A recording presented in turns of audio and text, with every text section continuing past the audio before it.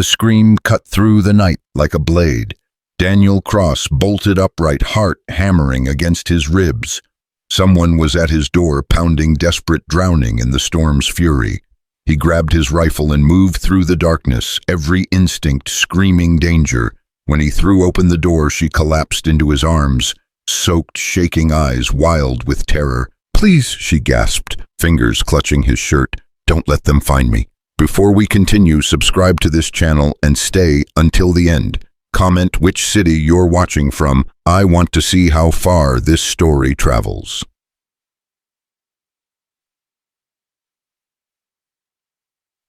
The rain hammered the roof like God's own fury, and Daniel Cross stood frozen in his doorway, staring at the half-dead woman crumpled at his feet. "Ma'am?" His voice came out rough, unused. "Ma'am, can you hear me?" She didn't answer, just lay there in a puddle of rainwater and mud, her chest rising and falling in shallow gasps. Her dress, if you could call it that, was torn at the shoulder, plastered to her skin. Dark hair stuck to her face in wet ribbons. Daniel knelt down, rifle still in one hand, and touched her shoulder gently. She flinched so violently she nearly rolled off the porch. "Easy now," he said, softer this time. "I'm not gonna hurt you." Her eyes snapped open wide, dark, burning with something between rage and terror. She scrambled backward on her hands, breath coming in ragged bursts. "Stay back," she hissed. "I will," Daniel said, raising both hands slowly. "But you're gonna die out here if you don't get warm." She stared at him for a long moment, trembling so hard her teeth chattered. Then her eyes rolled back and she slumped forward. Daniel caught her before her head hit the wood. He carried her inside and laid her on the couch near the fireplace. She weighed nothing, like carrying a bundle of wet cloth. He built up the fire quickly, throwing on logs, until the flames roared, then stood back and looked at her. She was young, maybe 25. Pale skin, dark circles under her eyes, lips almost blue from the cold. Her hands were raw, scratched and bleeding, and those clothes torn filthy like she'd been dragged through brambles. Or worse. Daniel grabbed a blanket from the bedroom and draped it over her, then went to the kitchen and started heating water. His hands moved on autopilot, filling the kettle, lighting the stove, pulling down a cup, but his mind was racing. Who was she? Where had she come from, and what the hell was she running from? She didn't wake until dawn. Daniel had spent the night in the chair across from her, dozing off and on, rifle across his lap. Old habits. When her eyes fluttered open, he was already awake, watching.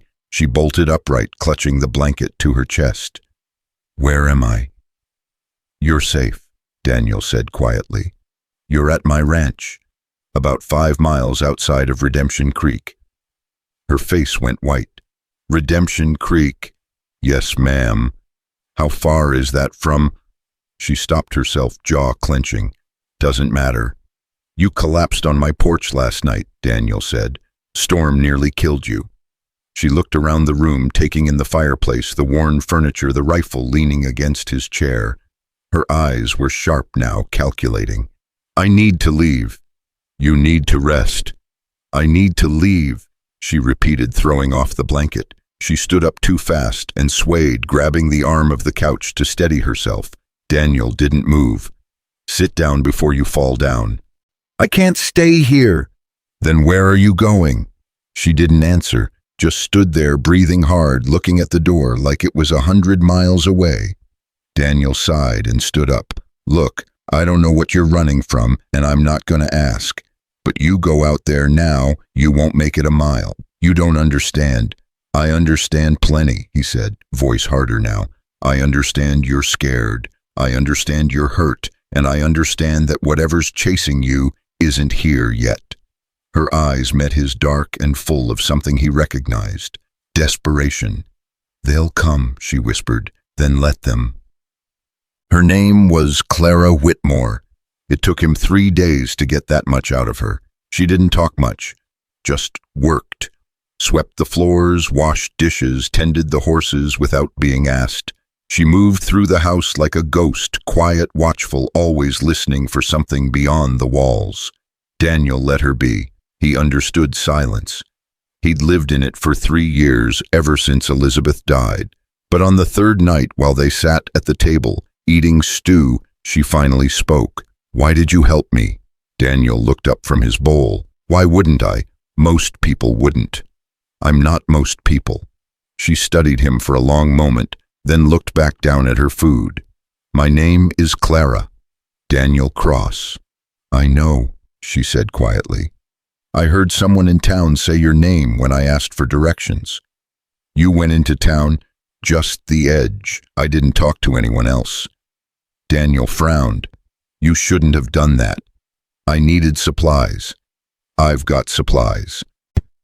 "I don't take charity," Clara said, her voice sharp now. "It's not charity. It's common decency." She laughed, bitter and hollow. "There's no such thing where I come from." The nightmares started on the fourth night. Daniel woke to the sound of screaming, raw animal terror that cut straight through the walls. He grabbed his rifle and bolted to her room, kicking the door open. Clara was sitting up in bed, eyes wide, hands clawing at the sheets. "No, no, please, I'll be good. I'll be good." "Clara." Daniel set the rifle down and moved closer. "Clara, wake up." She didn't hear him, just kept screaming, thrashing against invisible hands. Daniel grabbed her shoulders gently. "Clara." Her eyes snapped open. For a second she didn't recognize him, just stared with wild, unfocused terror. Then something clicked and she gasped, pulling away. "I'm sorry," she choked out. "I'm sorry, I didn't mean—" "It's okay," Daniel said quietly. "You were dreaming." She wrapped her arms around herself, shaking. "I woke you. Doesn't matter. I'm sorry." "Stop apologizing." She looked at him, then really looked, and something in her face crumbled. "I can't stop seeing it." "Seeing what?" She shook her head, tears streaming down her cheeks. "Everything."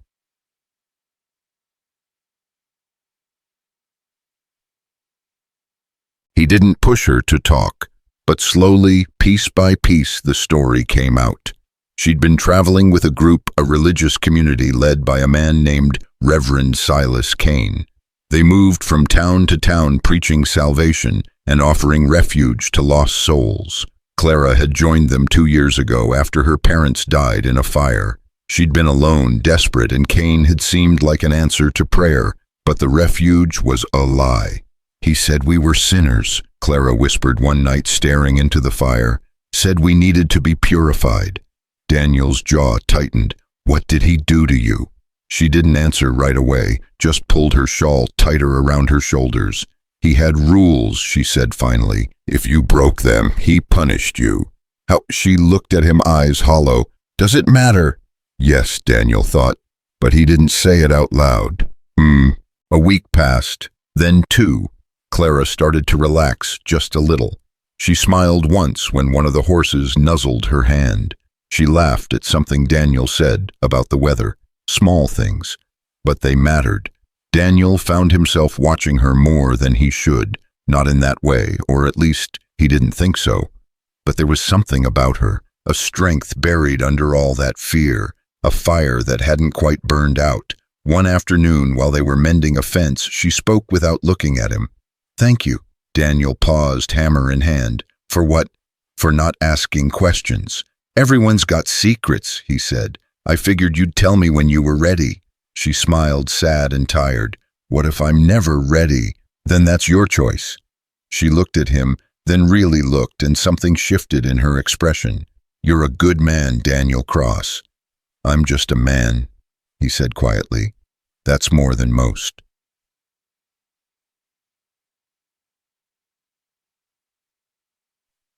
It happened on a Sunday. Daniel was in the barn feeding the horses when Clara came running in, face pale, eyes wide. "They're here." His blood went cold. "Who?" "Kane's men. I saw them on the ridge." Daniel dropped the bucket and grabbed his rifle. "How many?" "3, maybe 4. Get in the house. Lock the doors." "Daniel." "Now, Clara." She hesitated, then ran. Daniel moved to the barn door and looked out. Sure enough, 4 riders were coming down the hill, slow, deliberate, like they had all the time in the world. He stepped outside, rifle raised. The riders stopped about 20 yards away. The one in front, tall, lean, with a black hat and cold eyes, smiled. "Afternoon, friend." "Get off my land," Daniel said. The man's smile widened. "We're looking for someone, a young woman, dark hair about this tall." He held his hand up. "She might have passed through here." "No one's passed through here." "You sure about that?" "I'm sure." The man studied him for a long moment, then looked past him toward the house. "Mind if we take a look around?" "Yes," Daniel said flatly. "I do." The man's smile faded. "We don't want trouble, friend. Just give us the girl and we'll be on our way." "There's no girl here." "Then you won't mind if we check?" Daniel cocked the rifle. "Take one more step and I'll put a bullet in your chest." The riders exchanged glances. The tall man sighed. "Reverend Kane's going to be disappointed to hear you're harboring a thief." "She's not a thief." "How would you know?" "Because I know liars when I see them." The man's face darkened. "You're making a mistake." "I've made worse." They stared at each other for a long, tense moment. Then the tall man turned his horse around. "We'll be back," he said over his shoulder. "I'll be waiting."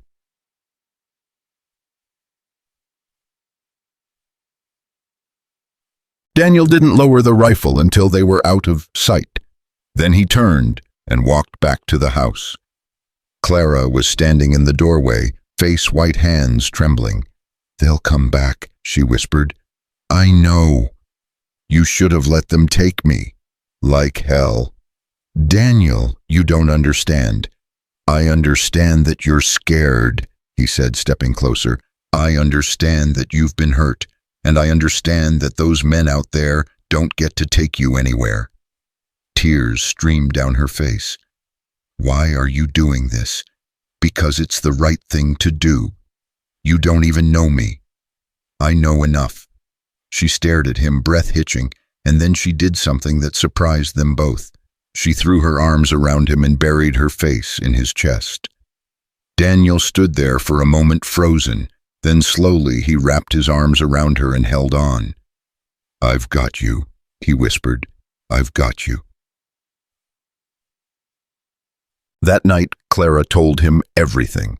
About Kane, about the beatings, about the women who tried to escape and were dragged back, about the scars on her back, deep, vicious lines that would never fully heal.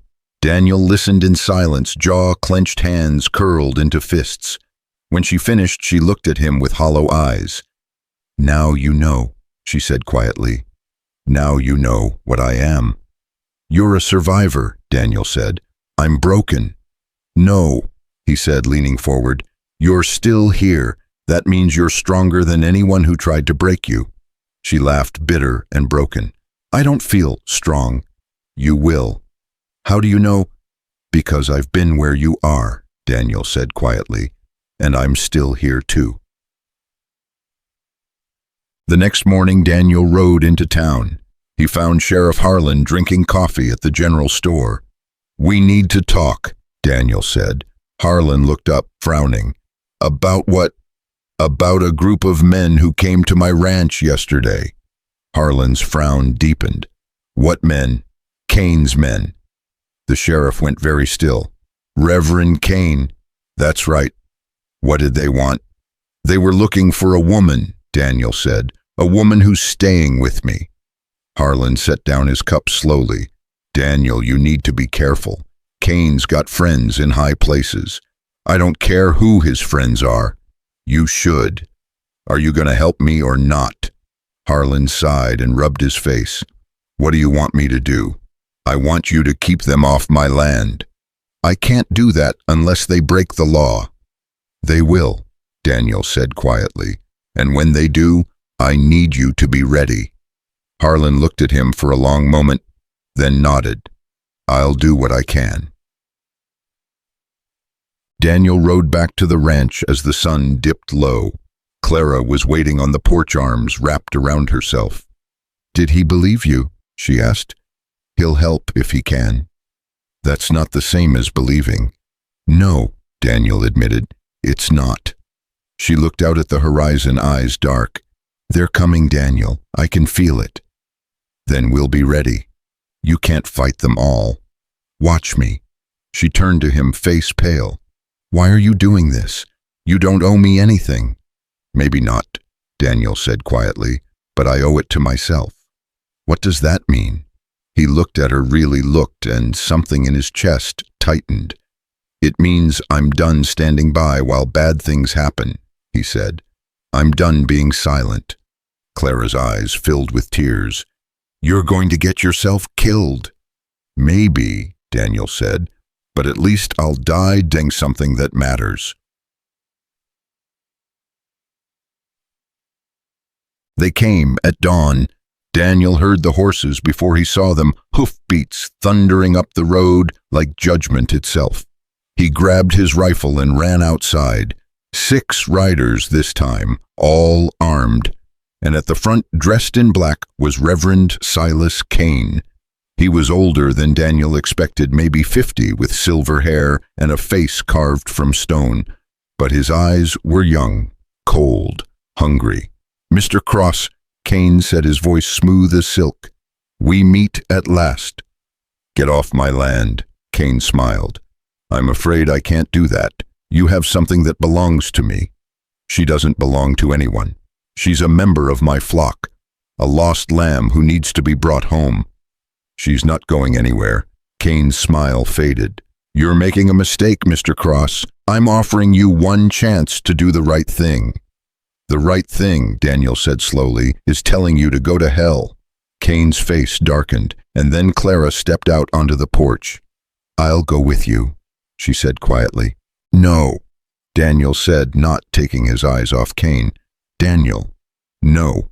Kane's smile returned. The girl has more sense than you, Mr. Cross. Let her come willingly, and no one gets hurt. She's not going, Daniel repeated. Then I'm afraid we have a problem. Kane raised his hand, and the riders drew their guns. Daniel's finger tightened on the trigger, but his eyes never left Clara. Get back inside, he said quietly. No. Her voice was steady now, stronger than he'd ever heard it. I won't let you die for me. Clara. I mean it, Daniel. She stepped down from the porch, moving toward Kane's men. I'll go with you, just leave him alone. Kane's smile widened. A wise choice, my child. Daniel moved faster than he thought possible. He crossed the distance between them in 3 strides and grabbed Clara's arm, pulling her behind him. Over my dead body, he said. Kane's smile vanished. That can be arranged. The tallest rider, the same one from before, raised his pistol. And then a shot rang out. The man jerked backward, tumbling from his horse. His gun hit the dirt, unfired. Everyone froze. Daniel turned toward the sound and saw Sheriff Harlan standing at the edge of the property, rifle smoking in his hands. That's far enough, Reverend, Harlan called out. Kane's face twisted with rage. Sheriff, this is none of your concern. It became my concern the moment you rode onto this man's property with guns drawn. Harlan walked closer, his rifle still aimed. Now I suggest you turn around and leave before someone else gets hurt. That woman is a thief, Kane said, his voice tight. She stole from our community. What did she steal? Money, food, supplies. That's a lie, Clara said, her voice shaking with anger now instead of fear. I didn't take anything that wasn't already mine. Everything you had belonged to the community, Kane said coldly. Everything you were belonged to me. I'm not property, Clara spat. You were nothing when I found you. Nothing but a starving orphan begging for scraps. I gave you purpose. I gave you salvation. You gave me scars, Clara said, and her voice broke. You gave me nightmares. You took everything from me and called it God's will. Kane's eyes flashed. You ungrateful. Enough, Harlan said sharply. Reverend, you and your men are going to leave. Now. I have rights, Kane said. She signed a contract. A contract signed under duress isn't worth the paper it's written on, Harlan said. And even if it was, you just rode onto private property with armed men and threatened violence. That's assault. Maybe worse. Kane stared at him for a long moment, jaw working. Then he looked at Clara and his expression turned cold. "This isn't over," he said quietly. "Yes, it is," Daniel said. Kane's eyes shifted to him. "You have no idea what you've started, Mr. Cross." "I know exactly what I've started," Daniel said, "and I'm ready for it." Kane held his gaze for another moment, then turned his horse around. "Let's go." The remaining riders followed, casting dark looks over their shoulders. Daniel didn't lower his rifle until they disappeared over the ridge. Then he let out a breath he didn't know he'd been holding. Clara was trembling beside him, tears streaming down her face. "It's over," Daniel said quietly. "No," she whispered. "It's not. He meant what he said. He'll come back. Then we'll deal with it." "You don't understand," Clara said, turning to him. "Kane doesn't forgive. He doesn't forget. He'll keep coming until—" She stopped, unable to finish. Daniel reached out and took her hand. "Then he'll keep running into me." Harlan walked over, his face grim. "She's right, Daniel. Kane's got influence, money. He could make real trouble for you." "Let him try. I'm serious. He's connected to some powerful people, politicians, businessmen. If he pushes hard enough—" "I don't care," Daniel said flatly. Harlan sighed and looked at Clara. "Miss, I'm going to need you to come into town and make a statement. If Kane files charges, we need your side on record." Clara's face went pale. "I can't. You have to. You don't understand. If I go into town, if people see me—" "They already saw you," Harlan said gently. "Clara hiding won't protect you anymore. You need to stand up and tell the truth." "I can't," she whispered. Daniel squeezed her hand. "You can, and I'll be right there with you." She looked at him, eyes full of terror and something else. Hope, maybe, or trust. Finally, she nodded. "Okay," she said quietly. "Okay." They rode into Redemption Creek just after noon. The town was small, one main street lined with shops, a church at the far end, and a saloon that doubled as the town hall. People stopped and stared as they passed, whispering behind their hands. Clara kept her head down, shoulders hunched. "Ignore them," Daniel said quietly. "They're all looking at me." "Let them look." Harlan led them to the sheriff's office, a small building with barred windows and a faded sign. Inside it smelled like coffee and old paper. "Sit down," Harlan said, gesturing to a chair. "I'll get something to write with." Clara sat, hands clasped tightly in her lap. Daniel stood beside her, one hand resting on the back of her chair. Harlan pulled out a ledger and a pencil, then looked at Clara. "All right, Miss Whitmore, start from the beginning. How did you end up with Reverend Kane?" Clara took a shaky breath. "My parents died 2 years ago. Fire took our house, everything we had. I was alone, no family, no money. I didn't know what to do." "So you joined Kane's group?" "He found me," Clara said quietly.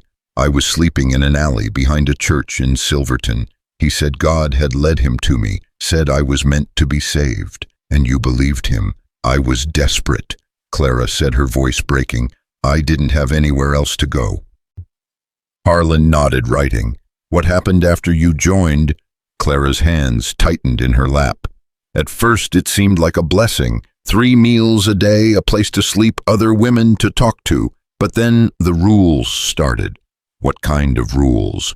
"Everything was controlled. When we woke up, what we wore, who we could talk to.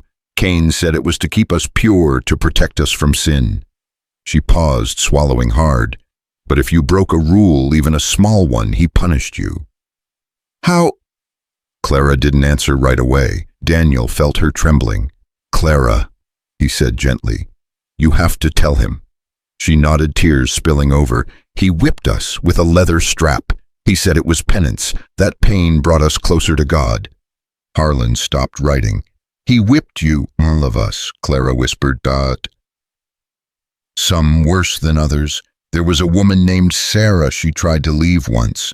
They brought her back and Kane made an example of her, 20 lashes in front of everyone." Her voice cracked. "She couldn't walk for a week. Jesus, Harlan muttered. That's when I knew I had to get out, Clara said. But he watched us constantly. We weren't allowed to go anywhere alone. And if he suspected you were planning to leave— What happened to Sarah? Daniel asked quietly. Clara looked up at him, eyes hollow. She disappeared. Kane said she'd been sent to another community for more intensive spiritual guidance. But I heard one of the men talking. He said they buried her in the woods. The room went silent. Harlan set down his pencil. Are you saying Kane killed her? I don't know, Clara said, but she never came back. Did you see a body? No. Then we can't prove it, Harlan said, frustration creeping into his voice.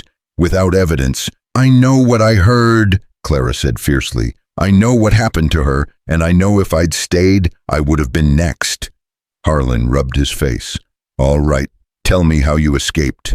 Clara took a shaky breath. 3 weeks ago, Kane left for a meeting in Denver. He took most of the men with him. There were only 2 guards left. I waited until nightfall, then I ran. Just ran. I took some bread and a canteen, that's all. I didn't even take a coat. She looked down at her hands. I knew if I hesitated, I'd lose my nerve. And you came here, I didn't know where to go. I just kept walking. When the storm hit, I saw Daniel's ranch, and— She stopped, voice breaking. I thought I was going to die out there. Daniel's hand tightened on the chair. You're safe now. Am I? Clara looked at Harlan. Can you protect me from him? Harlan hesitated. I can try, but Clara, if Kane has the kind of connections you say he does, it's not going to be easy. He could file charges, claim you stole from him. I didn't steal anything. It doesn't matter if it's true. He could still make your life hell. Harlan leaned forward. But if you're willing to testify, to tell this story in front of a judge— No, Clara said, shaking her head. No, I can't. Why not? Because he'll kill me, she said flatly. Sheriff, you don't understand what he's capable of. He has people everywhere, in towns, in courts, in churches. If I testify against him, then we protect you, Daniel said. Clara looked at him, tears streaming. How you can't watch me every second, and even if you could, he'll find a way. He always does. Not this time, Daniel said. You can't promise that. I can, Daniel said, and his voice was harder now, because I'm not letting him anywhere near you. Clara stared at him, breath hitching. Then she turned back to Harlan. What do I have to do? Harlan picked up his pencil again. First, you finish this statement. Then I'll file a report with the territorial marshal. If there's enough evidence, they'll investigate. And if there's not, then we hope Kane decides you're more trouble than you're worth. Clara laughed, bitter and broken. He won't. Then we'll deal with it, Daniel said quietly. They spent the rest of the afternoon in the sheriff's office, going over every detail of Clara's time with Kane's group. Names, dates, locations. By the time they finished, the sun was setting and Clara looked exhausted. That's enough for today, Harlan said, closing the ledger. I'll send this to the marshal in the morning. How long will it take? Daniel asked. Hard to say. Could be weeks, could be months. Harlan looked at Clara. In the meantime, stay out of sight as much as possible. And if Kane or any of his men come around again, you send for me immediately. I will, Daniel said. They left the office and stepped into the cool evening air. The street was nearly empty now, just a few stragglers heading home. Clara pulled her shawl tighter around her shoulders. Thank you, she said quietly. For what? For believing me. Daniel looked at her. Why wouldn't I? Most people don't. Then most people are fools. She smiled, small and sad. You're a good man, Daniel Cross. You've said that before. I meant it then, too. They walked back to where the horses were tied. Daniel helped Clara mount his hand, lingering on hers for just a moment. We're going to get through this, he said. I hope so. I know so. She looked at him for a long moment, something unspoken passing between them. Then she turned her horse toward home. They rode back in silence, the weight of everything unsaid hanging heavy in the air. When they reached the ranch, Daniel helped Clara down and walked her to the house. She paused at the door, hand on the handle. Daniel, yeah, If something happens to me, nothing's going to happen to you. But if it does, she said, turning to face him, promise me you won't blame yourself. Clara, promise me. Daniel looked at her, at the scars he couldn't see, but knew were there, at the strength hiding beneath the fear, and he wanted to promise, wanted to tell her that everything would be okay, that he'd keep her safe no matter what, but he couldn't lie to her. I can't promise that, he said quietly, but I can promise I'll do everything in my power to make sure it doesn't come to that. Clara's eyes filled with tears. That's all I can ask. She turned and went inside. Daniel stood on the porch for a long time, staring out at the darkening hills, listening to the wind, and thinking about what he'd do if Cain came back. 3 days passed, then a week. Clara started to relax again, though she still jumped at sudden noises and refused to go anywhere alone. Daniel kept his rifle close and his eyes on the horizon, but nothing happened. Maybe he gave up, Clara said one morning, kneading bread dough at the kitchen table. Maybe, Daniel said, though he didn't believe it. You don't sound convinced. Men like Cain don't give up. Clara's hands stilled. Then what's he waiting for?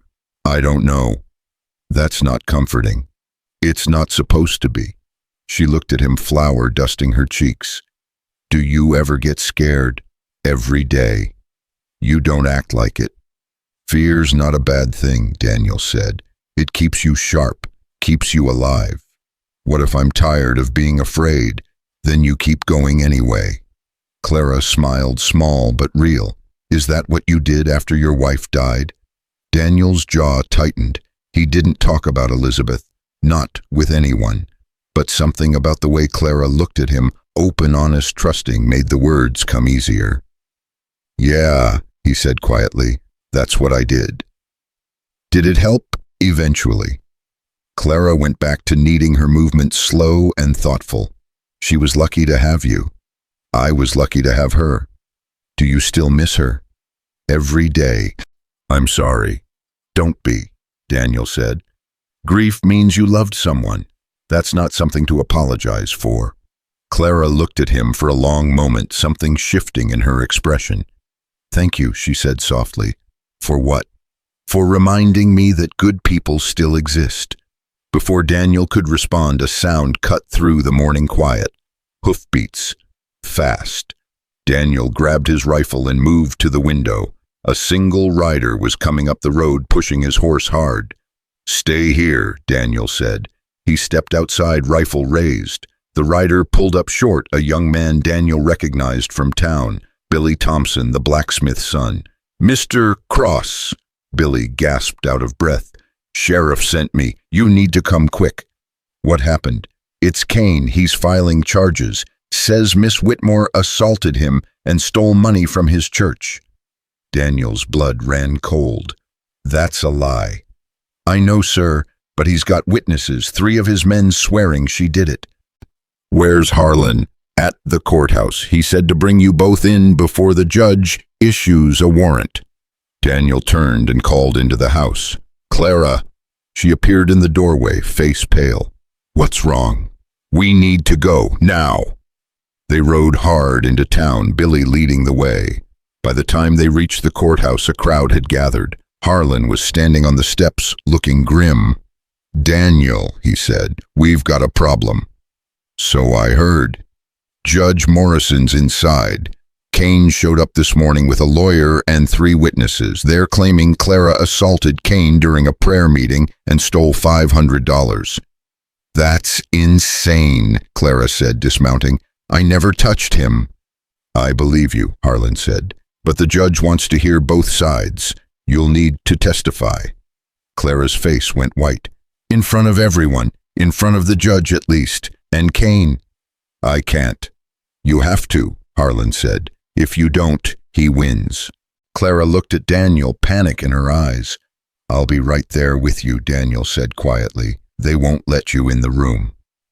Then I'll wait outside the door. Clara swallowed hard, then nodded. Okay. They went inside. The courthouse was small, just one room with a judge's bench at the front and a few rows of chairs. Kane was already there, sitting with his lawyer, looking calm and confident. When Clara walked in, his eyes fixed on her like a predator watching prey. She froze. Daniel put a hand on her back. "Keep walking." She did, though every step looked like it cost her. Judge Morrison, a stern man with gray hair and sharp eyes, looked up from his papers. "Miss Whitmore." "Yes, sir." "You've been accused of assault and theft. How do you plead?" "Not guilty." Morrison nodded.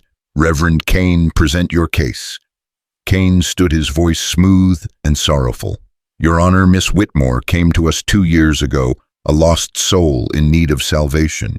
We welcomed her with open arms, gave her food and shelter, asked nothing in return but devotion to God."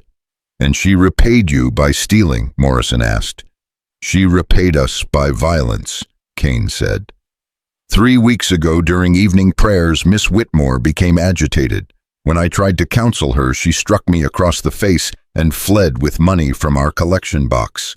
"That's a lie," Clara said, her voice shaking. Morrison held up a hand. "You'll have your turn, Miss Whitmore." He looked at Kane. "Do you have proof?" "I have witnesses, Your Honor. 3 men who saw the entire incident." "Call them." One by one, Kane's men took the stand. They all told the same story. Clara had attacked Kane, stolen the money, and run. By the time the 3rd witness finished, Clara was trembling. Morrison looked at her. "Miss Whitmore, do you wish to speak?" Clara stood, her voice barely above a whisper. "It's not true, none of it." "Then tell me what is true." Clara took a shaky breath, and then she did something Daniel didn't expect. She reached back and started unlacing her dress. "What are you doing?" Morrison asked sharply. "Showing you the truth," Clara said. "Miss Whitmore, this is highly inappropriate." "I took it off." "Please," she said, her voice breaking. "Please, just look." She pulled the dress down, exposing her back. The room went silent. Daniel's hands curled into fists. Her back was covered in scars, thick raised lines, crisscrossing her skin like a map of suffering. Morrison stared, his face going pale. "Reverend Kane did this," Clara said, tears streaming down her face. "He did this to me and every other woman in his community. He called it penance, called it God's will, but it was torture." She turned to face Kane, her voice stronger now.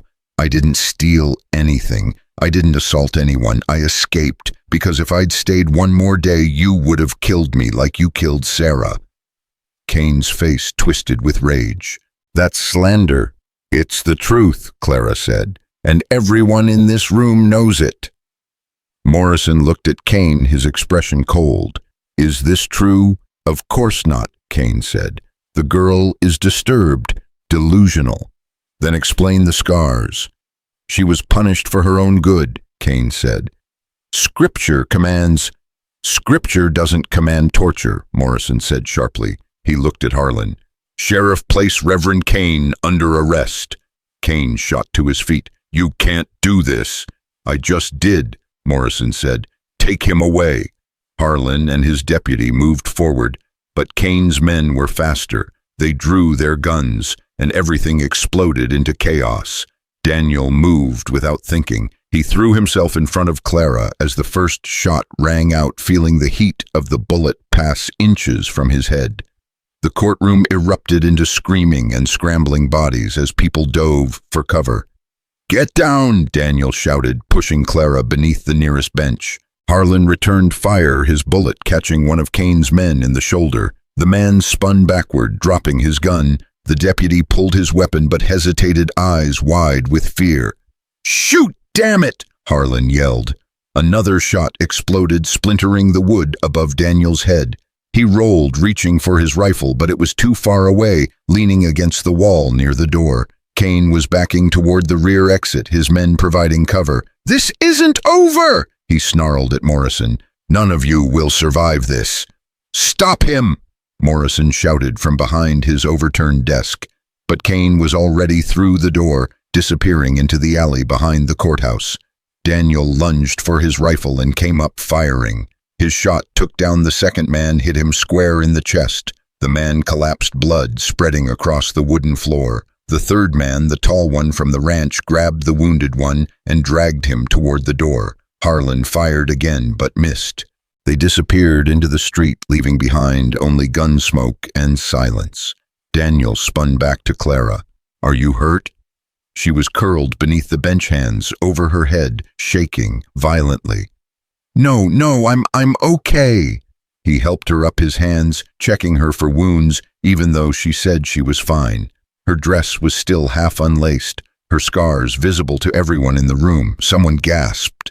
Daniel looked up and saw a woman staring at Clara, hand over her mouth. Others were emerging from their hiding places, their faces pale, eyes locked on Clara's back. "Don't look at her like that," Daniel said sharply. The woman flinched. "I didn't mean—" "Then stop staring." He pulled Clara's dress up, gently lacing it, with trembling fingers. She was crying silently, her whole body shaking. "It's okay," he murmured. "It's over." "It's not," she whispered. "He's still out there." Morrison stood up slowly, his face ashen. "Sheriff, get a posse together. I want Kane found and brought back here in chains." "Yes, sir." Harlan was already moving toward the door, reloading his gun. "Billy, go ring the bell. We need every able man." Billy ran out, and within moments the church bell was clanging the signal for emergency. Daniel kept his arm around Clara, shielding her from the stairs. "We need to get her out of here." "Not yet," Morrison said, his voice shaking but firm. "Miss Whitmore, I need you to stay. I need your full testimony on record." "She just gave it," Daniel said. "I need details, names, dates, everything she can remember about what happened in that community." Morrison looked at Clara and his expression softened. "I know this is difficult, but if we're going to prosecute Kane, if we're going to make sure he never hurts anyone else, I need everything." Clara wiped her eyes with the back of her hand. "How long?" "As long as it takes." She looked at Daniel, fear and exhaustion warring in her eyes. "I'll be right here," he said quietly. She nodded and turned to Morrison. "Okay, I'll tell you everything." They spent the next 3 hours in that courthouse. Morrison asked questions, and Clara answered slowly at first, her voice breaking but growing stronger with each word. She told him about Sarah and the other women, about the beatings and the starvation in the locked rooms, about men who came in the night and were told they could take their pick of the faithful for prayer sessions that left the women bruised and weeping. Daniel listened, his jaw clenched so tight it ached. Every word was a knife twisting in his gut. And every time Clara faltered, every time her voice broke, he wanted to ride out and find Kane himself. "There were others," Clara said, her voice hoarse now. "At least a dozen women when I left, maybe more. Some of them have been there for years. They don't even remember life before Kane anymore." "Do you have names?" Morrison asked. "Some, Martha Hayes, Rebecca Thorne, Anna, I don't know her last name. She was only 15 when they brought her in." Morrison's pencil stopped moving. 15. "Yes, sir." "And Kane, did he—" "I don't know," Clara said quickly. "I never saw, but I heard things, late at night, crying coming from his quarters." Morrison set down his pencil and rubbed his face.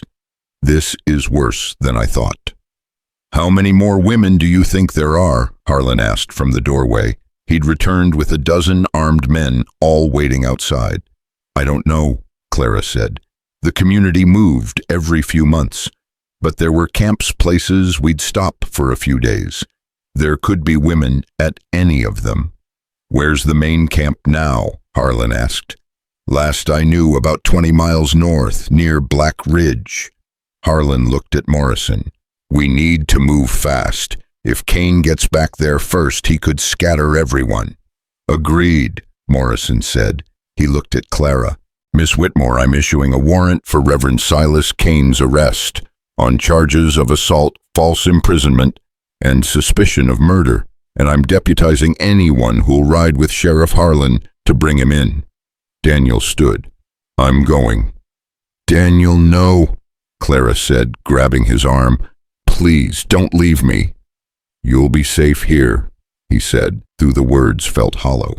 "You don't know that. I'll leave Billy and 2 others to guard the courthouse," Harlan said. No one's getting in or out without our say-so. Clara's grip tightened. Daniel, please. He looked down at her, at the fear in her eyes, the desperation. And he wanted to stay. God, he wanted to stay. But if Cain escaped, if he went back to that camp and hurt more women. I have to, he said quietly. You understand that, don't you? She stared at him for a long moment, tears streaming down her face. Then she let go of his arm and stepped back. Be careful, she whispered. I will. He started to turn away, but she grabbed his hand and pulled him back. Come back to me, she said fiercely. Please, come back. Daniel squeezed her hand. I promise. Then he followed Harlan out into the street. They rode hard, 14 men armed to the teeth. The sun was setting by the time they reached Black Ridge, a cluster of rocky hills that provided natural cover. Harlan raised his hand and the group stopped. Spread out, he said quietly. If Cain's here, I don't want him seeing us coming. They dismounted and moved forward on foot rifles ready. Daniel's heart was pounding, but his hands were steady. He'd been in firefights before during the war, during the years he'd spent trying to forget Elizabeth. He knew how to shut off the fear and focus. But this felt different. This felt personal. They crested the ridge and looked down into the valley below. A camp sprawled across the flat ground, a dozen tents surrounding a central fire. People moved between them, shadows in the fading light. That's it, one of the men whispered. That's Cain's camp. Harlan studied it for a long moment. I count maybe 20 people. Hard to tell how many are armed. We going in? Daniel asked. Carefully. Harlan looked at the group. No shooting unless they shoot first. Our goal is to arrest Cain and free any women being held against their will. Understood. Everyone nodded. Then let's move. They descended into the valley, moving silently through the brush. As they got closer, Daniel could hear voices singing, hymns rising into the twilight. Then he heard something else, crying.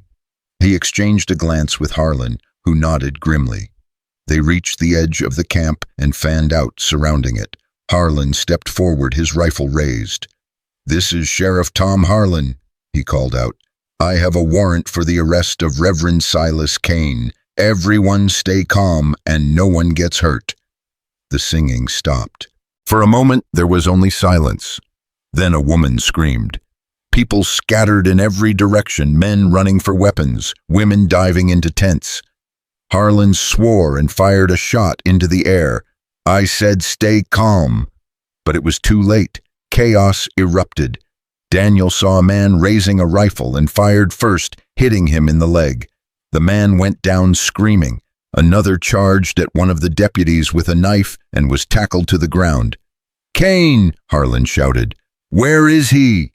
A woman pointed toward the largest tent. In there, he's in there. Harlan and Daniel ran for it, kicking the flap open. Inside, the space was lit by lanterns. A bed stood in the corner, covered in rich fabrics. A desk overflowed with papers and coins, and Cain was gone. Damn it, Harlan muttered. He turned to the woman who'd pointed. Which way did he go? I don't know. I swear he was here 10 minutes ago. Daniel pushed past her and looked around the tent. There at the back, a slit in the canvas, fresh and clean. He stuck his head through and saw footprints leading away into the darkness. He ran, Daniel said. Then we follow, Harlan said. Wait. Daniel turned to the woman. Are there more women here, women being held? The woman hesitated, then nodded toward a smaller tent. In there, they keep them locked up at night. Daniel ran to the tent and tore open the flap. Inside, 6 women sat huddled together, their wrists bound with rope. They flinched when they saw him cowering against the back wall. It's okay, Daniel said quickly, raising his hands. I'm not here to hurt you. Sheriff Harlan sent me. We're here to help. One of the women, older, with gray streaks in her hair, looked at him with hollow eyes. You're lying. I'm not. Clara Whitmore sent us. She escaped 3 weeks ago and told us what Cain's been doing. At Clara's name, the women stirred. Clara got out, one of them whispered. She did, and she's safe. Daniel pulled out his knife and started cutting their ropes. But we need to move fast. Kane's on the run, and I don't know if he'll come back." "He'll come back," the older woman said bitterly. "He always comes back. Not this time." He freed the last woman and helped her to her feet. "Can you all walk?" They nodded, though some looked unsteady. "Good. Go with the sheriff's men. They'll take you somewhere safe." "Where's Clara?" one of them asked a young girl, barely 20, with haunted eyes. "She's in Redemption Creek. You'll see her soon." The girl started crying. Daniel led them outside, where Harlan's men were rounding up the rest of the camp. Most had surrendered, hands raised, faces pale. A few lay wounded on the ground, groaning, but Kane was nowhere to be seen. "He can't have gotten far," Harlan said, frustration thick in his voice. "Spread out, search the hills." Daniel joined the search, moving through the darkness with his rifle ready. The night was cold, the stars bright overhead. He could hear the others calling to each other, their voices echoing off the rocks. Then he heard something else, a voice low and mocking. "Looking for me, Mr. Cross?" Daniel spun toward the sound. Kane stood 20 feet away, half hidden in shadow, a pistol in his hand. "It's over, Kane," Daniel said quietly. "Is it?" Kane smiled, cold and cruel. "You think taking my camp changes anything? I have followers in every territory, money in every bank. You've accomplished nothing." "You're wrong." "Am I?" Kane stepped closer. "Even if you arrest me, I'll be free in a week. And when I am, I'll come for her." Daniel's finger tightened on the trigger. "You'll never touch her again." "Won't I?" Kane's smile widened. "She's mine, Cross. She always has been. And when I take her back, and I will, I'll make sure she remembers who owns her." Something snapped inside Daniel. He fired. The shot echoed through the hills, and Kane staggered backward, clutching his chest. His pistol fell from his hand, clattering against the rocks. "You," he gasped, blood spreading across his shirt. "You can't." "I just did," Daniel said coldly. Kane fell to his knees, then collapsed onto his side. His breathing was ragged wet. Daniel walked over and stood above him, rifle still raised. "She's not yours," he said quietly. "She never was." Kane tried to speak, but only blood came out. His eyes rolled back, and then he was still. Daniel stood there for a long moment, staring down at the body. His hands were shaking now, the adrenaline draining away. What had he done, Daniel? He turned and saw Harlan running toward him, the other men close behind. Harlan stopped when he saw Kane's body. "What happened?" "He drew on me," Daniel said, and his voice sounded distant even to his own ears. "I didn't have a choice." Harlan looked at the pistol lying near Kane's hand, then back at Daniel. For a moment, Daniel thought he saw doubt in the sheriff's eyes. Then Harlan nodded. "Self-defense." "Yeah," Daniel said, "self-defense." But as he said it, he wasn't sure if he believed it himself. They rode back to Redemption Creek as dawn broke over the hills. The freed women rode with them, silent and shell-shocked. Daniel rode at the back of the group, his mind spinning. He'd killed a man, not in war, not in a fair fight. He'd executed him, and the worst part, the part that made his stomach twist, was that he didn't regret it. When they reached town, people poured into the streets. Clara was there, standing on the courthouse steps with Morrison. The moment she saw Daniel, she ran. She threw herself into his arms, and he caught her, holding tight. "You came back," she sobbed. "You came back. I promised, didn't I?" She pulled back, searching his face. "Are you hurt?" "No." "And Kane?" Daniel hesitated. "He's dead." Clara went very still. "You killed him." "He gave me no choice." She stared at him for a long moment, and Daniel braced himself for horror, for disgust. But instead, she kissed him. It was brief, just a press of lips, but it stunned him into silence. "Thank you," she whispered against his mouth. "Thank you for saving me." Daniel wanted to tell her he didn't deserve thanks, that what he'd done wasn't heroic, it was murder dressed up as justice. But the words wouldn't come, so he just held her and let the town celebrate around them. Morrison declared it a day of liberation. The freed women were given rooms at the boarding house, and the town doctor examined them. Most were malnourished and covered in scars, but alive. Alive because of what Daniel had done. He should have felt proud. Instead, he felt hollow. That night, long after everyone else had gone to bed, Daniel sat on the porch of his ranch, staring into the darkness. Clara came out and sat beside him, wrapped in a blanket. "Can't sleep?" she asked. "No, me neither." They sat in silence for a while, listening to the crickets. "Do you regret it?" Clara asked finally. "Killing him, yes." Daniel thought about lying, about saying what she probably wanted to hear, but he owed her the truth. "No," he said quietly. "I don't regret it, and that's what scares me." Clara took his hand. "He would have killed you, or me, or one of those other women. You did what you had to do." "Did I?" Daniel looked at her. "Or did I do it because I wanted to? Does it matter? It should." "Why?" Clara squeezed his hand. "Daniel, that man tortured me for 2 years. He tortured dozens of women. He murdered at least one that we know of. The world is better without him in it. That doesn't make what I did right." "Maybe not," Clara said, "but it makes it necessary." Daniel wanted to argue, wanted to explain that there was a difference between justice and vengeance, between protecting someone and becoming the thing you were fighting against. But he was too tired, and maybe she was right. "What happens now?" he asked instead. "We heal," Clara said simply. "We help those women find their families or start new lives. We testify at the trial for Cain's men, and we move forward." "Is it really that simple?" "No," Clara said, leaning her head on his shoulder. "But it's all we can do." They sat there until the stars faded and the first light of dawn touched the horizon. And for the first time in 3 years, Daniel didn't feel quite so alone.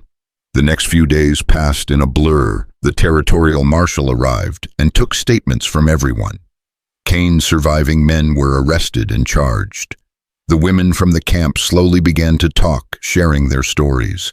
And Clara stayed. She helped the other women adjust, translating their fear into action. She taught them to cook and clean and read. She showed them that life could exist beyond Cain's shadow, and slowly she started to heal too.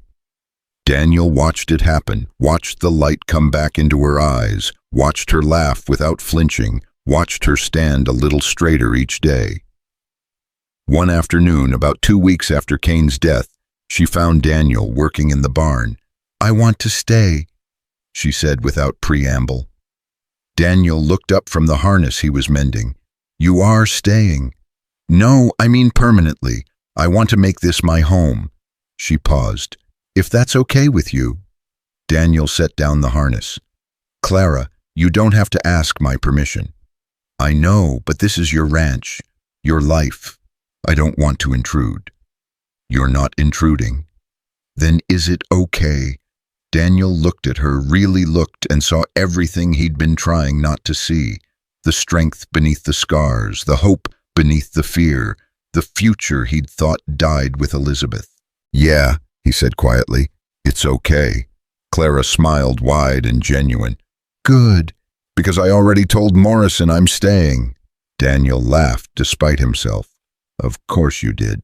And I told him we're turning this place into a refuge for women who need somewhere safe." We are. Clara stepped closer. "Daniel, there are women all over this territory trapped in situations like mine. They need somewhere to go, someone to help them. And you think that someone is us?" "I think it could be." Daniel studied her for a long moment. A refuge, a place for broken people to heal. It was ambitious. It was terrifying. It was perfect. "All right," he said. "Let's do it." Clara threw her arms around him and Daniel held her tight, breathing in the scent of soap and hope.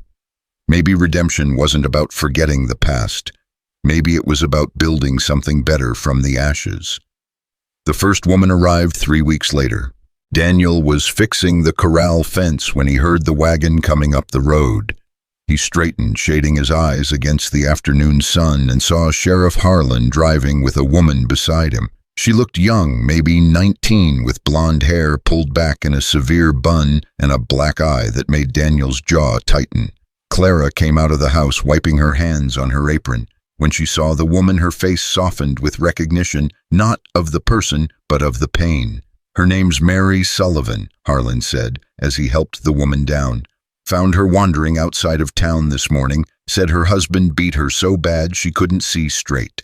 Mary kept her eyes down, shoulders hunched like she was expecting another blow.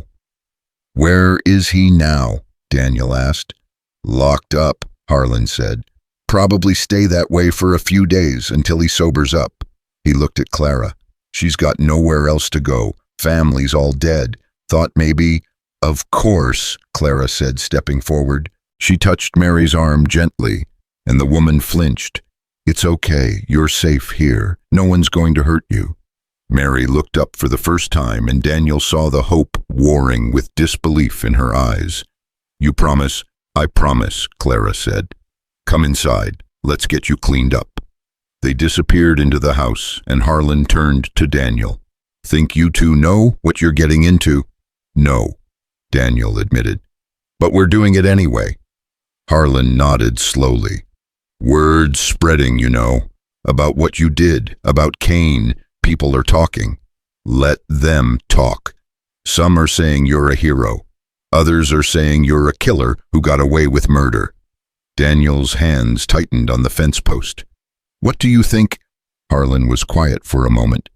"I think you did what needed doing. Doesn't mean it sits easy, does it?" "No," Daniel said quietly. "It doesn't." "Good," Harlan said. "The day it does, that's when you should worry." He climbed back into the wagon. "I'll bring more women as I find them, if you'll have them." "We will." Harlan nodded and drove off, leaving Daniel alone with his thoughts.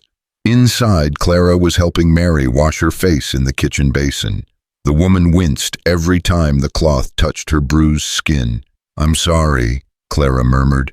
"I know it hurts." "I'm used to it," Mary said, and the flatness in her voice made Clara's hands still. "You shouldn't be. He's my husband. The preacher said I made vows." "Vows don't include the right to beat you," Clara said firmly. "No one has that right." Mary looked at her and tears spilled over.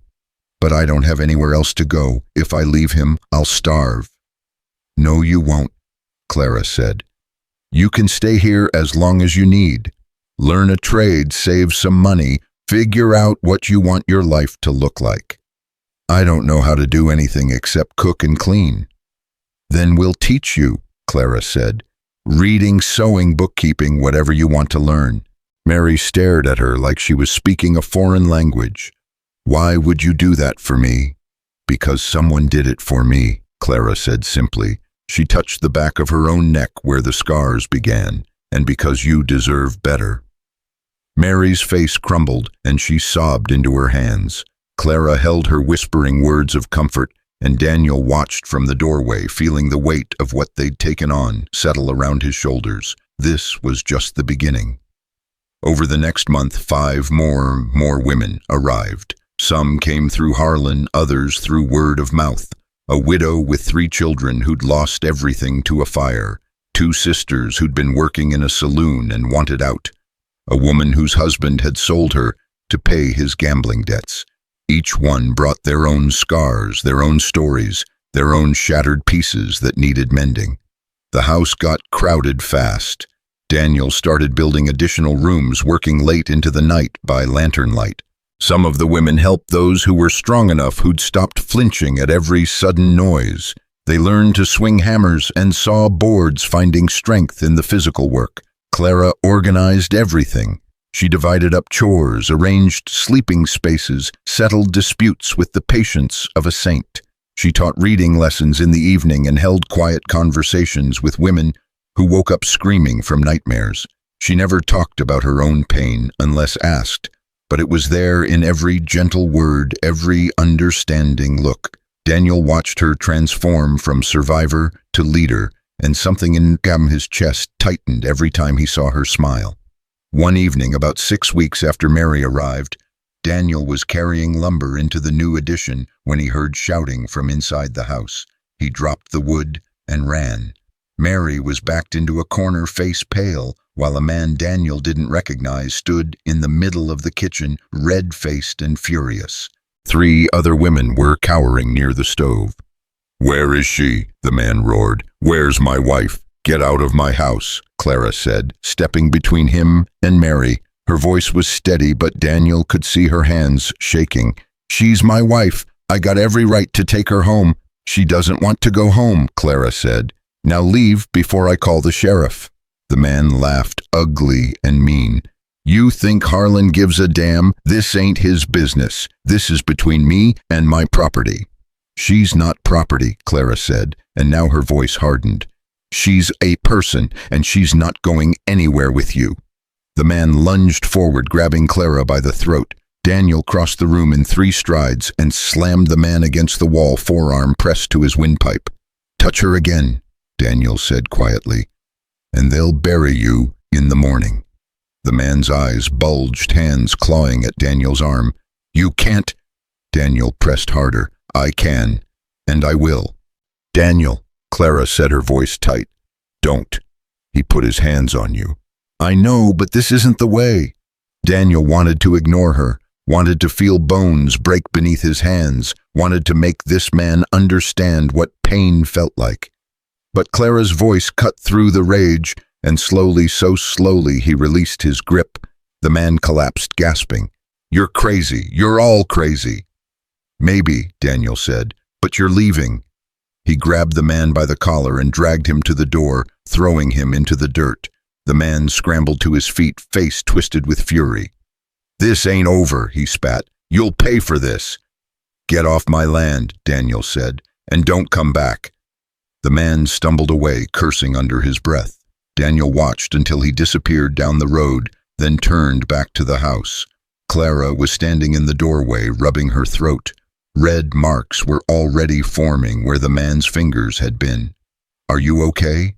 Daniel asked. "I'm fine." "Clara, I said I'm fine," she snapped, then immediately softened. "I'm sorry. I hate that he made me feel helpless again." "You weren't helpless," Daniel said. "You stood up to him until you had to save me. That's not what happened, isn't it?" Clara looked at him and her eyes were wet. "Daniel, I can't keep needing you to fight my battles." "Then we'll fight them together." She stared at him for a long moment, then nodded. "Together." But Daniel could see the doubt lingering in her expression, and it worried him. That night Mary came to him while he was working on the new edition. She stood in the doorway, wringing her hands. "Mr. Cross, can I talk to you?" "Of course." Daniel set down his hammer. "What's on your mind?" "I'm leaving," she said quietly. "In the morning. Because of what happened today." "Partly." Mary looked down. "But mostly because I don't belong here." "Why would you say that?" "Because you and Miss Clara are doing something important, something good, and I'm just broken." "Mary." "No, it's true," she said, and tears spilled over. "I thought if I came here, if I got away from him, I'd feel different, but I don't. I still feel like the scared girl who let her husband beat her, and I don't think that's ever going to change." Daniel walked over and put his hands on her shoulders. "Look at me." She did reluctantly. "You came here alone," Daniel said. "You chose to leave. That takes courage most people never find. And yeah, you're scared, you're hurt, but that doesn't make you broken. That makes you human." "Then why do I still feel like this?" "Because healing takes time," Daniel said. "More time than 6 weeks, maybe more time than 6 months. But it will happen. I promise you that." Mary searched his face. "How do you know?" "Because I've been where you are," Daniel said quietly. "After my wife died, I didn't think I'd ever feel whole again. But Clara taught me something important." "What?" "That broken pieces can still be useful, that scars don't make you worthless, and that sometimes the only way forward is to keep moving even when you don't know where you're going." Mary was crying openly now. "What if I can't?" "Then we'll help you," Daniel said. "That's what we're here for." She threw her arms around him and sobbed into his chest, and Daniel held her like he'd held his daughter before she died, gentle and protective, and desperately wishing he could take away the pain. When she finally pulled back, she wiped her eyes. "I'll stay, but only if you promise to teach me how to be strong like you and Miss Clara. You're already strong, Daniel said. You just don't see it yet. She smiled, small and fragile, and went back inside. Daniel stood there for a long time thinking about strength and healing and the weight of promises he wasn't sure he could keep. The trouble started a week later. Daniel was in town buying supplies when he heard the whispers. People stopped talking when he passed. Women clutched their children closer. Men glared from across the street. He found Harlan at the saloon drinking coffee at the bar. "What's going on?" Daniel asked. Harlan sighed. "You heard what?" "There's a petition going around. Some folks want you shut down." Daniel's blood ran cold. "On what grounds?" "They're saying you're running a brothel, that those women are—" Harlan stopped, jaw tight. "You know what they're saying." "That's a damn lie." "I know that, but it doesn't matter what's true. It matters what people believe." Harlan drained his coffee. "And right now they believe you're corrupting the morals of the town. By giving women a safe place to live, by giving them ideas," Harlan said quietly. "Daniel, half the men in this town beat their wives. The other half ignore it. What you're doing threatens that, makes their women start asking questions they don't want to answer." Daniel's hands curled into fists. "So what do they want? For me to throw those women back out onto the street?" "Some of them, yeah. That's not happening." "I didn't think it would," Harlan said, "but you need to be prepared. This could get ugly." "Let it." Harlan looked at him with something like admiration. "You're a stubborn son of a bitch. You know that." "I've been told." Daniel bought his supplies and rode back to the ranch, his mind churning. When he told Clara about the petition, she went pale but didn't seem surprised. "I knew this would happen," she said quietly. "People don't like change, especially when it exposes their own sins." "What do? We keep going," Clara said. "We don't give them the satisfaction of backing down." "Clara, if they shut us down, they won't." "How can you be so sure?" She looked at him, and her eyes were fierce. "Because we're not doing anything wrong, and because those women deserve someone to fight for them, even if the whole damn town tries to stop us." Daniel stared at her, and something shifted in his chest. "When did you get so brave?" "I've always been brave," Clara said. "I just forgot for a while." 2 days later, Judge Morrison came to the ranch. Daniel met him at the gate, prepared for a fight. "Relax," Morrison said, holding up his hands. "I'm not here to shut you down." "Then why are you here?" "To warn you." Morrison climbed down from his horse. "That petition's got 50 signatures, including the mayor and 3 council members. Let me guess, they want me gone." "They want you regulated," Morrison said. "They're drafting an ordinance that would require any establishment housing more than 3 unrelated women to register as a commercial property and submit to monthly inspections." Daniel's jaw tightened. "That's just harassment." "Of course it is, but it'll be legal harassment." Morrison looked at the house where several women were visible through the windows. "How many you got living here now?" 8, 9 if you count Clara." "Then you'd fall under the ordinance." Morrison pulled out a folded paper. "But I might have a way around it." "I'm listening." "Incorporate as a charity, non-profit organization dedicated to providing housing and education for displaced women. That way you'd be exempt from commercial regulations." Daniel took the paper and scanned it.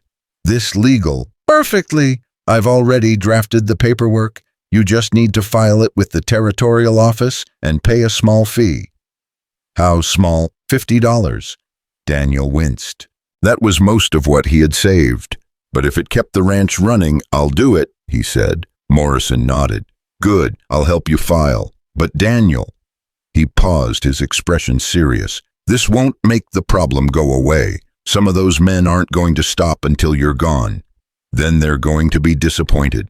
Morrison smiled grimly. "I figured you'd say that." He mounted his horse. "Watch your back, Daniel. Not everyone fights fair." He rode off, and Daniel stood there staring at the paper in his hands, feeling the weight of what they'd built pressing down on him.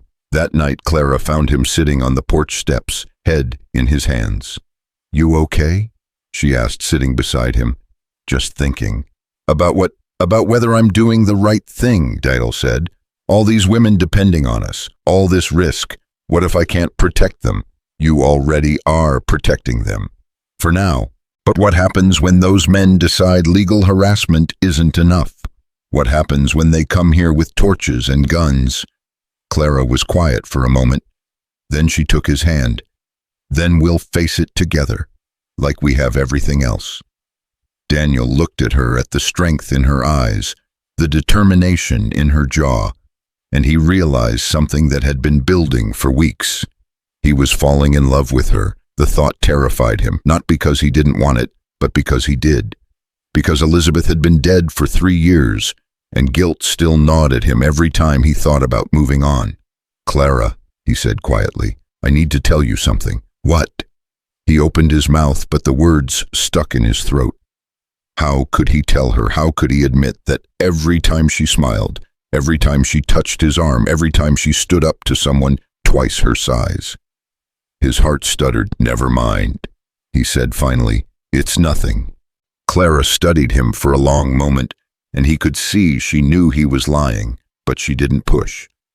"All right," she said softly, "but when you're ready to talk, I'm here." She squeezed his hand and went inside, leaving Daniel alone with the stars and the weight of everything unsaid. The ordinance passed 2 weeks later. Daniel filed the incorporation papers the same day, beating the deadline by hours. The ranch was officially the Cross Creek Women's Refuge, a non-profit organization exempt from commercial regulations. The men who'd pushed the ordinance were furious, but there was nothing they could do. For a while, things settled into an uneasy peace. More women arrived, some through Harlan, some on their own. The refuge grew, expanding into the new addition Daniel had built. Clara organized classes in reading, arithmetic, and sewing. Some of the women started making quilts to sell in town, earning their own money for the first time in their lives. And slowly the whispers in town began to change. Not everyone approved, but some people, mostly women, started to see what they were really doing, started to see that the refuge wasn't corrupting anyone, it was saving them. One Sunday, the preacher at the church gave a sermon about charity and compassion. He didn't mention the refuge by name, but everyone knew what he meant. And when the collection plate came around, someone dropped in a note that read, "For the women at Cross Creek, God bless you." Clara cried when Daniel showed her the note. "Maybe people aren't as bad as I thought," she whispered. But some of them aren't," Daniel said, "but don't let your guard down yet." He was right to be cautious. 3 nights later, someone set fire to the barn. Daniel woke to the smell of smoke and the sound of horses screaming. He bolted from bed, grabbing his rifle, and ran outside in his bare feet. The barn was engulfed in flames, orange and yellow, lighting up the night sky like hellfire. The horses inside were panicking, kicking against their stalls. "Fire!" he shouted. "Everyone up! Fire!" Clara burst from the house, followed by the other women, their faces pale with terror. "Get water!" Daniel yelled. "Buckets, anything!" He ran toward the barn, heat searing his face. The doors were chained shut from the outside. Someone had locked them in deliberately. Daniel raised his rifle and shot the chain, the metal shattering. He kicked the doors open and smoke poured out, choking him. Inside, the horses were wild with fear. Daniel grabbed the nearest one by the halter and dragged it toward the door. The animal fought him, eyes rolling white, but he pulled harder until they broke free into the cool air. "Take it!" he shouted to Mary, who grabbed the reins. He went back in for the second horse, then the third. By the time he got the fourth one out, the roof was starting to collapse. Burning beams fell around him, sparks flying. He could barely see, barely breathe. "Daniel, get out!" Clara screamed from outside. "One horse left, just one." He stumbled deeper into the inferno, found the last stall. The horse was down, overcome by smoke. Daniel grabbed its mane and pulled with everything he had, dragging the animal across the dirt floor. His lungs burned, his eyes streamed. The world was nothing but heat and pain and the terrible certainty that he wasn't going to make it. Then hands grabbed him, Clara and two other women, pulling him and the horse toward the door. They fell out together in a heap, just as the roof caved in with a roar that shook the earth. Daniel lay on his back, coughing, his throat raw. Clara's face appeared above him, tears streaming down her cheeks. "You idiot," she sobbed. "You could have died." "Horse," he gasped, "is fine. They're all fine." She helped him sit up. "Are you hurt?" Daniel looked down at his hands, blistered and bleeding. His feet were cut from running on gravel, but he was alive. "I'm okay," he rasped. Behind them, the barn continued to burn, collapsing in on itself. The women stood watching, faces lit by firelight, and Daniel saw not fear, but fury in their eyes. "Who did this?" Mary asked, her voice shaking with rage. "I don't know," Daniel said, though he had his suspicions. Clara helped him to his feet. "This was a warning." "Then they picked the wrong people to warn," Daniel said. They spent the rest of the night watching the barn burn down to ash and bone. When dawn came, Harlan arrived with a deputy surveying the damage with a grim expression. "Chain was cut," the deputy observed, examining the lock. "And there's kerosene residue around the foundation. This was deliberate." "I know," Daniel said. Harlan looked at him. "Any idea who?" "Could be any of the men who signed that petition. Could be Mary's husband. Could be someone who just doesn't like what we're doing." "That's half the town," Harlan muttered. He walked the perimeter, looking for tracks. Found something. Boot prints. 2 different sets. They came from the road and went back the same way. "Can you track them?" "Maybe. But even if I can, proving who did it is another matter." Harlan rubbed his face. "Daniel, you need to be careful. Whoever did this isn't playing games anymore." "Neither am I," Daniel said. After Harlan left, Daniel gathered the women in the kitchen. They sat around the table, exhausted and smoke-stained, waiting for him to speak. "I won't lie to you," he said. "This is going to get worse before it gets better.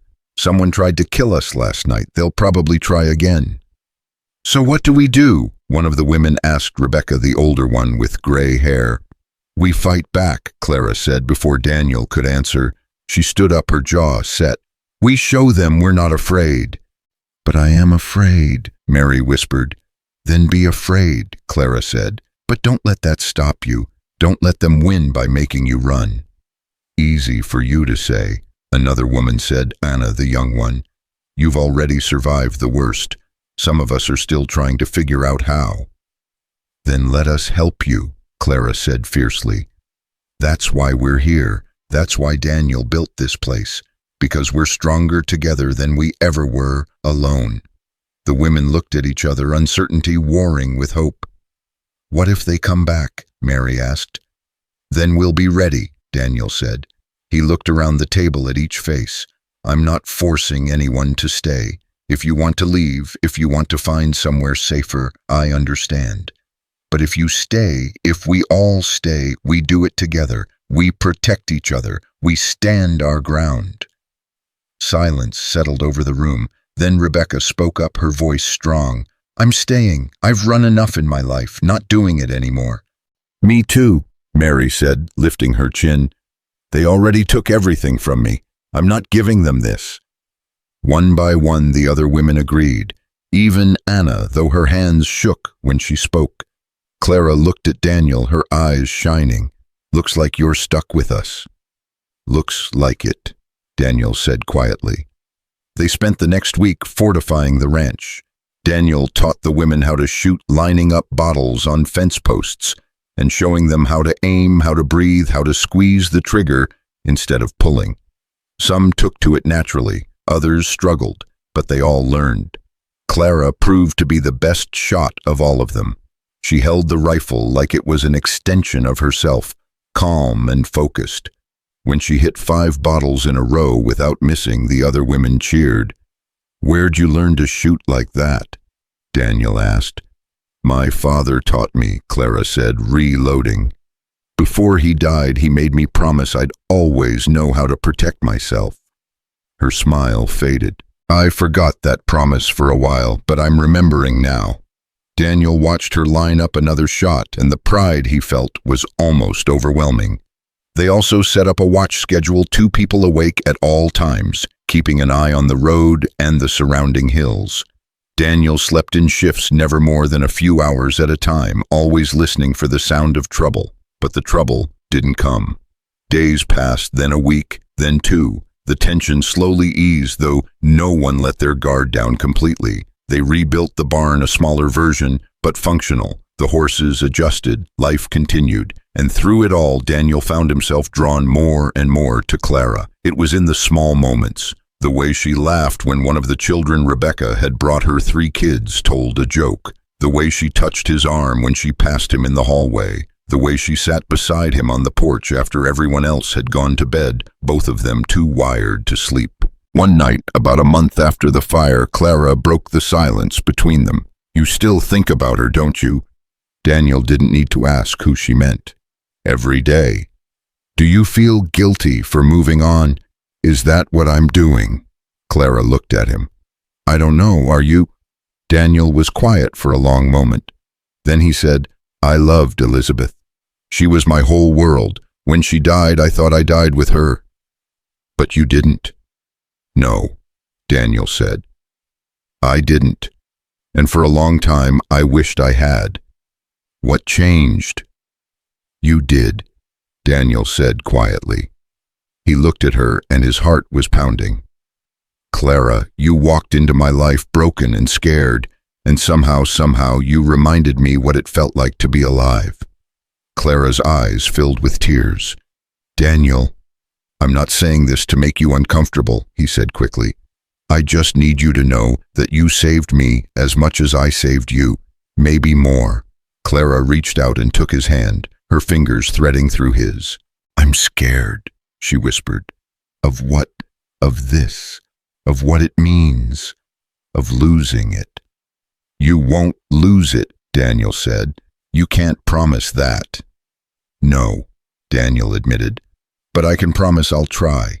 Every day I'll try." Clara stared at him for a long moment, and then she leaned forward and kissed him. It was different from the brief, desperate kiss after Cain died. This was slow and deliberate and full of all the words they hadn't said. When she pulled back, she was crying. "I don't know how to do this," she whispered.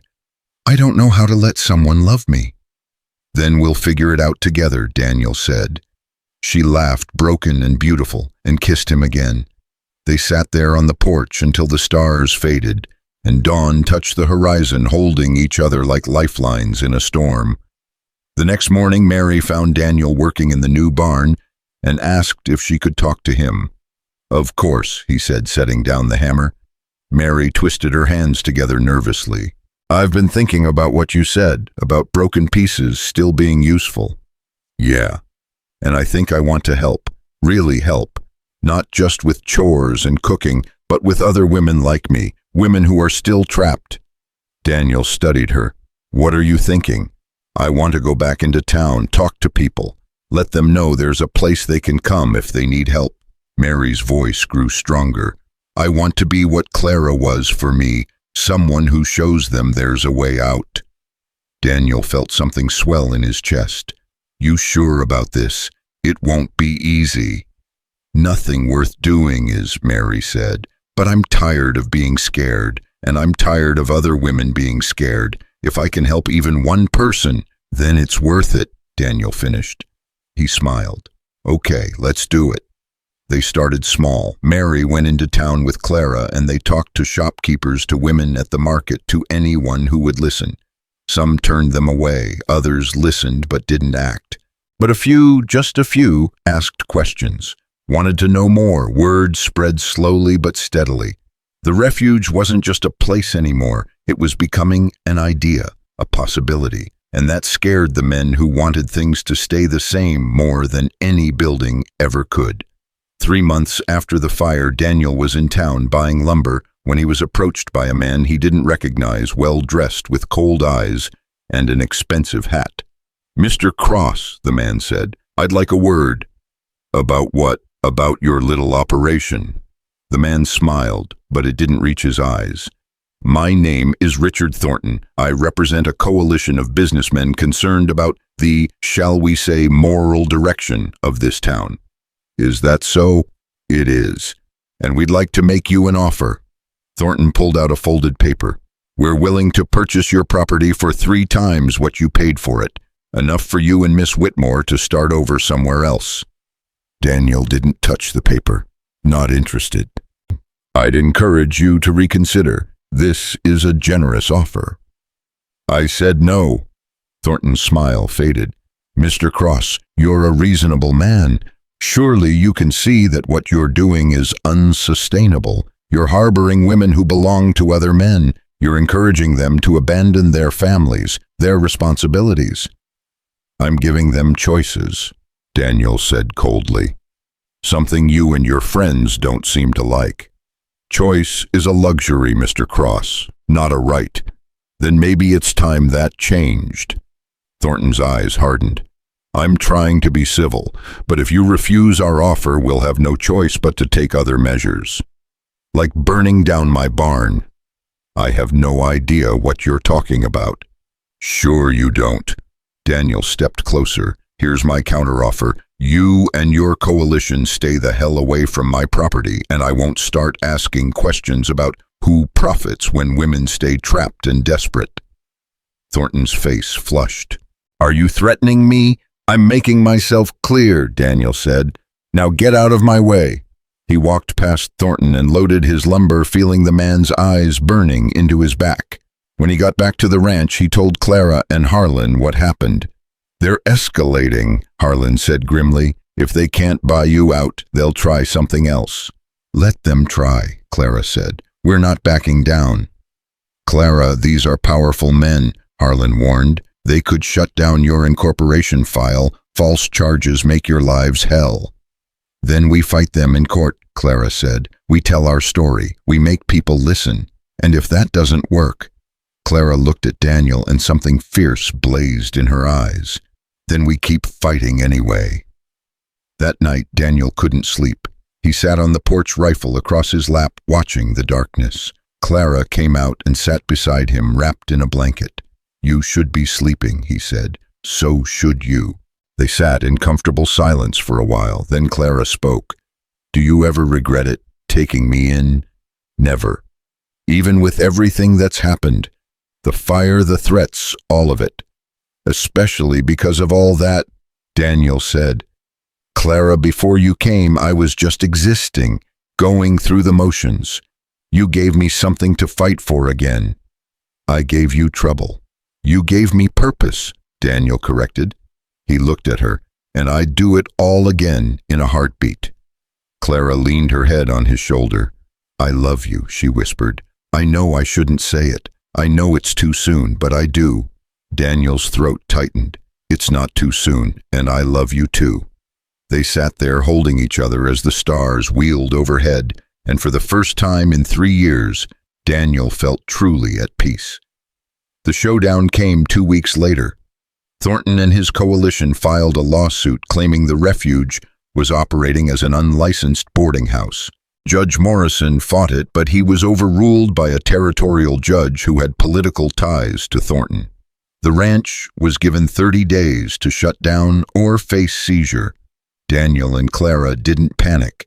Instead, they called a meeting not just with the women at the refuge, but with everyone in town who'd been helped by what they were doing. Women who'd escaped bad situations, children who'd been given a safe place to grow, even a few men who'd seen the good they were accomplishing. They stood together in front of the courthouse, and Clara spoke to the crowd that had gathered. "3 months ago, I came to this town with nothing," she said, her voice carrying. "I was broken, scared, convinced I had no worth. But Daniel Cross gave me something I'd forgotten existed, hope. And now, together, we've given that same hope to dozens of other women." "You're corrupting them," someone shouted from the crowd. "No," Clara said firmly. "We're freeing them. We're showing them they don't have to accept abuse as normal, that they deserve dignity and respect and the chance to build their own lives." What about their husbands? Another voice called. What about them? Clara shot back. If a man treats his wife with kindness, she won't want to leave. But if he beats her, starves her, breaks her spirit, why should she stay? Murmurs rippled through the crowd, some angry, some thoughtful. Mary stepped forward. I was one of those women, she said, her voice shaking but determined. My husband broke my ribs twice, blackened my eyes so many times I lost count, and everyone told me it was my fault, that I wasn't submissive enough, wasn't good enough. But Miss Clara and Mr. Cross showed me different. They showed me I mattered. One by one, other women came forward to share their stories. The crowd grew quiet, listening, and slowly Daniel saw expressions changing, hardness softening into understanding, anger melting into compassion. When the last woman finished speaking, Morrison stepped onto the courthouse steps. I've heard enough, he said. The territorial judge may have ruled against you, but I still have authority in this county, and I'm declaring the Cross Creek Women's Refuge a protected charitable organization under territorial law. Anyone who interferes with its operation will answer to me. Thornton pushed through the crowd, his face purple with rage. You can't do that. I just did, Morrison said, and if you don't like it, take it up with the territorial governor. I'm sure he'd love to hear how you tried to shut down a charity that helps abused women. Thornton stared at him, speechless. Then he turned and stormed away, his coalition following. The crowd erupted in cheers. Daniel found Clara in the middle of it all, tears streaming down her face as women hugged her. When she saw him, she broke free and ran to him, throwing her arms around his neck. We did it, she sobbed. We actually did it. You did it, Daniel said, holding her tight. You were incredible. We were incredible, Clara corrected. She pulled back and looked at him, her eyes shining. Together, Daniel agreed. 6 months later, the Cross Creek Women's Refuge was thriving. They'd added 2 more buildings, started a school for the children, and even began offering loans to women who wanted to start their own businesses. Mary had become Clara's right hand, traveling to neighboring towns to spread the word about what they were doing. And Daniel and Clara were married on a spring morning with all the women from the refuge standing witness. It wasn't a fancy ceremony, just a simple exchange of vows in front of Judge Morrison. But when Daniel slipped the ring on Clara's finger and promised to love her for the rest of his life, he meant every word. That evening they stood on the porch of the ranch, their ranch now watching the sun set over the hills. The sounds of laughter and conversation drifted from the house behind them, where the women were preparing dinner and the children were playing. You ever think about where we'd be if that storm hadn't brought me here? Clara asked. Sometimes, Daniel admitted, but then I stop because I don't want to imagine my life without you in it. Clara smiled and took his hand. We're going to help a lot more women, you know. This is just the beginning. I know, Daniel said. It won't be easy. Nothing worth doing ever is. Clara laughed and leaned against him, and Daniel wrapped his arm around her shoulders, holding her close. They'd both been broken, both been lost, both been convinced their lives were over before they'd really begun. But they'd found each other in the darkness, and together they'd built something that mattered, a place where scars weren't signs of weakness, but proof of survival, where the wounded could heal and the lost could find their way home. And as the last light faded from the sky and the stars began to appear, Daniel Cross knew with absolute certainty that he was exactly where he was meant to be.